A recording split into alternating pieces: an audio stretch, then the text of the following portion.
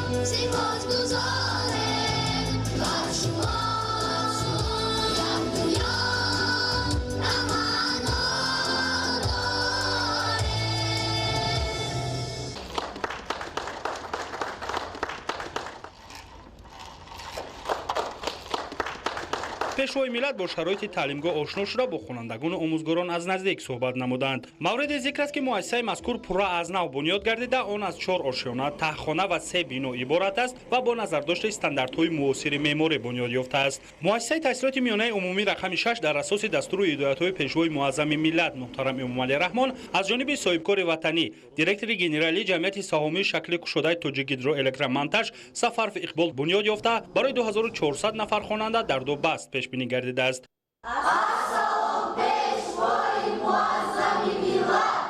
محترم اساسگزار صلح و وحدت ملی، پیشوای معظم ملت، پرزیدنت جمهوری تاجیکستان، شخصا از نام خودم و از نام تمام ختم کنندگان مؤسسه تحصیلات میانه عمومی رقم 6 شهر دوشنبه با کمال احترام و صمیمیت شما را با روز پایتخت جمهوری تاجیکستان شهر دوشنبه تبریک گفته منتداری خود را به شما برای چنین مکتب زیبا بیان می نماییم.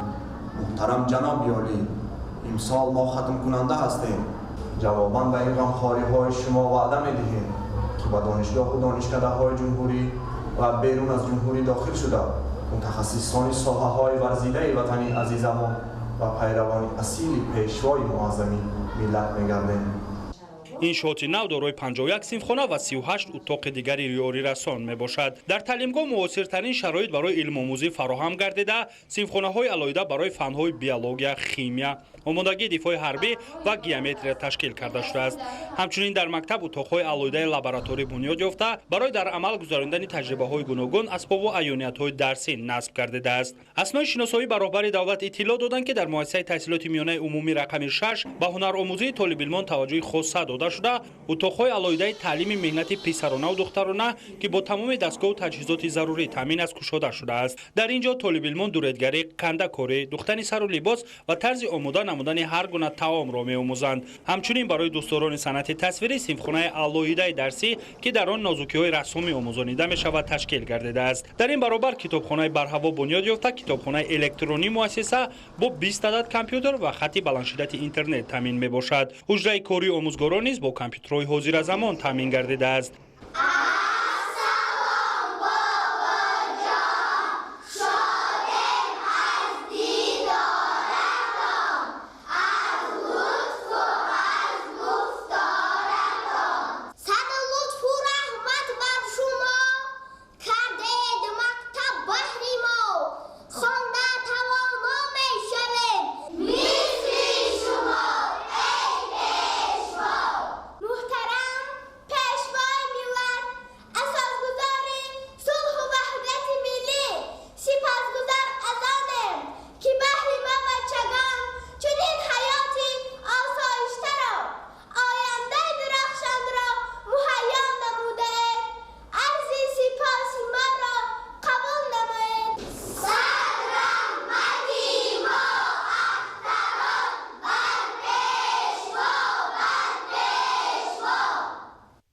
барои аз бар намудани технологияи муосир синфхонаҳои технологияи иттилоотӣ бо муосиртарин дастгоҳҳои корӣ таъмин мебошад. ҳамзамон бино дорои ошхона бо 160 ҷойи нишаст, толори варзишӣ дар масоҳати 420 метри мураббаъ бо 4 ҳуҷраи иловагӣ ва маҷлисгоҳ бо 380 ҷойи нишаст мебошад. бо мақсади ҳифзи солимии омӯзгорону толибилмон дар иншооти мазкур утоқи алоҳидаи тиббӣ бунёд ёфта, он бо ҷиҳози зарурии кӯмаки аввалияи тиббӣ ва таҷҳизоти дандондармонии касбӣ таъмин мебошад. корҳои сохтмонӣ дар ин иншоо дар зарфи 1.5 сол ҷараён ёфта, гирду атрофи он бо гулу бутаҳои ороишӣ ва нишастгоҳҳо таъмин гардидааст. ба хотири оммавӣ гардонидани варзиш ва тарғиби тарзи ҳаёти солим дар ҳавлии муассисаи таълимӣ 2 майдони варзишии муосир дар масоҳати 540 метри мураббаъ бунёд ёфтааст. майдончаҳо барои бозиҳои футбол, волейбол ва варзиш пешбинӣ гардида мутобиқ ба стандартҳои муосир сохта шудааст. дар ҳудуди таълимгоҳ 2 адад трансформатори баландшиддати барқӣ насб гардида, ҳамчунин иншоот бо системаи гармидиҳии мутамарказонидашуда пайваст мебошад. аснои шиносоии президенти ҷумҳурии Тоҷикистон муҳтарам Эмомалӣ Раҳмон ба сатҳу сифати корҳои сохтмонӣ ва тарҳи бинои муассиса баҳои баланд дода, иқдомҳои соҳибкорони ватаниро намунаи ибрату боиси дастгирӣ арзёбӣ карданд.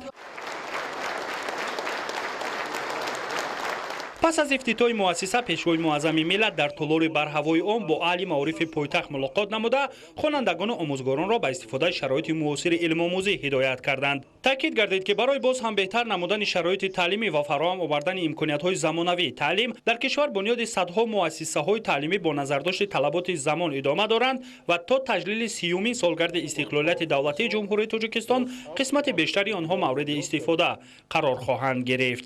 хурсанд аз он ҳастам ки асосгузори сулҳу ваҳдати миллӣ пешвои миллат муҳтарам Эмомалӣ Раҳмон барои мо як мактаби замонавӣ тӯҳфа карданд ва ман миннатдории худро ба асосгузори сулҳу ваҳдати миллӣ пешвои миллат муҳтарам Эмомалӣ Раҳмон ва ба раиси шаҳри Душанбе Рустами Эмомалӣ мерасонам. шукри ваҳдат, шукри бахти пойдор, пешво дорем ифтихор.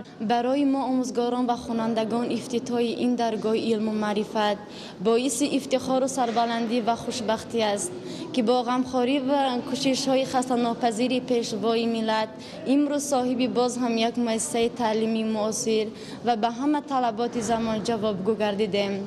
дар ҷавоб ба ҳамаи ин ғамхориҳо барои беҳтар гардидани таълиму тадрис мо омӯзгорон тамоми саъю кӯшиши худро ба он равона менамоем ки бо кору фаъолияти муваффақ, ахлоқи намунавӣ ва дониши баланд саҳми босазои худро дар рушду намӯи ватани азизамон гузошта бошем.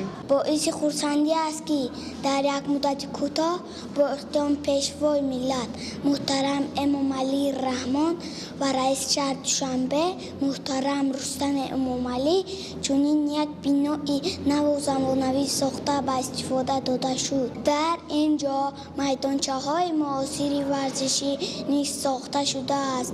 дар ҷавоб ба ғамхориҳои беназири пешвои миллат мо ваъда медиҳем ки бо баҳои хубу аъло таҳсил намуда ба халқу ватани худ содиқона хизмат менамоем.